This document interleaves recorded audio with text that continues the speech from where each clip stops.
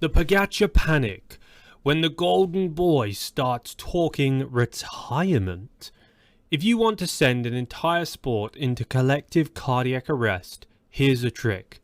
Take the best rider of his generation, hand him a microphone, and let him casually mumble that he's not planning to ride for much longer.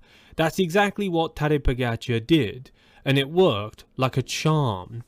Within minutes, journalists were fainting, cycling Twitter, which is just journalists with burner accounts, went nuclear, and sponsors probably started Googling how to get out of a 5-year contract with a Slovenian demigod. For months, Pogačar had been cruising through the season like a guy playing pro cycling manager on easy mode. The Giro d'Italia won it in a way that made the peloton look like it was pedaling through wet cement. The Tour de France, his Everest, and then, in a post-race interview, he smiled that unsettling puppy-eyed smile and said something along the lines of, "I don't see myself cycling forever." Cue the collective meltdown. Was he joking? Was this Slovenian irony? Or had the UAE Team Emirates superstar genuinely grown tired of making everyone else look bad? Nobody could tell, because Pogačar's interviews are like haikus written by a Zen monk on espresso. They're brief, mysterious, and impossible to interpret.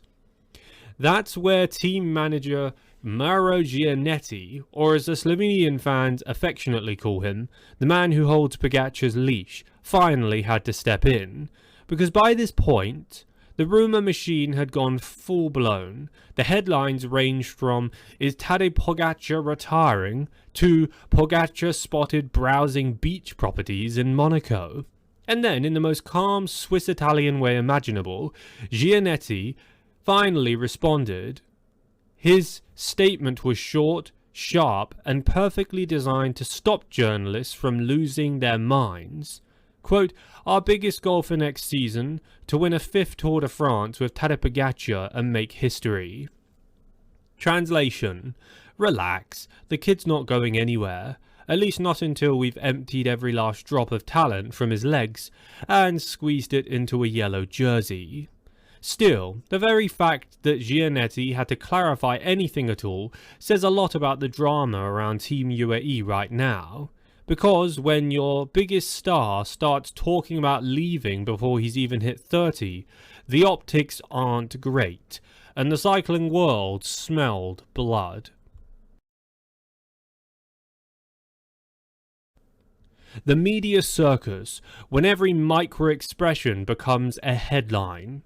Let's talk about the cycling press for a second, a species of journalists whose diet consists of mostly coffee, gossip, and watt data. When Pogačar muttered those fateful words, these people went feral. One publication claimed Tadej was, quote, "emotionally burned out." Another speculated that he wanted to start a family. A French tabloid even ran a headline suggesting that he was disillusioned with the sport's politics. You'd think the guy had just written a 20-page manifesto titled "Why I'm Leaving Cycling Forever," not made an offhand comment while half delirious from lactic acid. By the time Gianetti, or Maxin, as fans jokingly say, had the ability to go off and comment, he finally stepped forward months later, and the chaos was uncontrollable at this point. Cameras followed him like pigeons around a baguette, and the question was always the same. Is Pogačar serious? Is he leaving cycling? You could practically see the vein bulging in Gianetti's forehead as he repeated himself to every microphone shoved in his face, along with Maxin. Quote, "The team's goal is clear, to win another Tour de France. Everything else is noise." Of course, in the modern age of cycling journalism, noise is content, and so every repetition of Gianetti's quote became its own article, each with a slightly more dramatic headline. Gianetti fights to contain chaos in UAE camp. Team UAE doubles down on Pogačar loyalty pact. Exclusive, Gianetti reveals shocking plan to keep Pogačar motivated. If you actually read these headlines, they all quoted the same 14 words he said to a reporter outside the UAE service course in Montebelluna. But who cares? The internet doesn't reward accuracy, it rewards outrage. And there's something deliciously ironic about it. A team so dominant that it's accused of being a cycling monopoly, now reduced to explaining itself because their leader might be getting a little too philosophical about life. Meanwhile, Jonas Vingegaard, sitting in his Danish log cabin surrounded by protein bars and baby toys, must have been smiling quietly for a few seconds until his wife barks at him to make a new kitchen. For once, it wasn't him being stalked by journalists asking, "So, are you emotionally okay after losing?" This was pure role reversal. Pogačar being treated like the moody, unpredictable genius, and Giannetti trying to play PR firefighter before the whole thing burned down. Behind the scenes, what UAE is really worried about. Let's be clear, Team UAE's management is terrified. Not because Pogačar is going anywhere, he's under contract until 2027 and probably owes them half his soul, but because they know how delicate the balance of dominance is in pro cycling. The team has built its entire brand, its strategy, its sponsors, even its national identity around one golden rider. Without Pogačar, UAE Team Emirates becomes, well, a slightly shinier Bahrain Victorious. Solid riders, big budget, but no soul. You can see the panic in the team's structure, how they make their statements to the world. Quote, "Our biggest goal next season is to win a 5th Tour de France with Pogačar and make history." Notice what's missing. There's no mention of Ayuso, there's no mention of Adam Yates, there's no mention of any of the other riders. Just, oh, we're developing a future generation, maybe. It's all Pog, Pog, Pog, the Slovenian solar system, with everyone else orbiting his wattage. And Giannetti knows it's a gamble, because Tade's personality, while charming, is about as predictable as a cat on caffeine. One week he's posting memes about pizza and coffee shops he stopped at, and the next he's teasing journalists about quitting cycling to, quote, "ride for fun."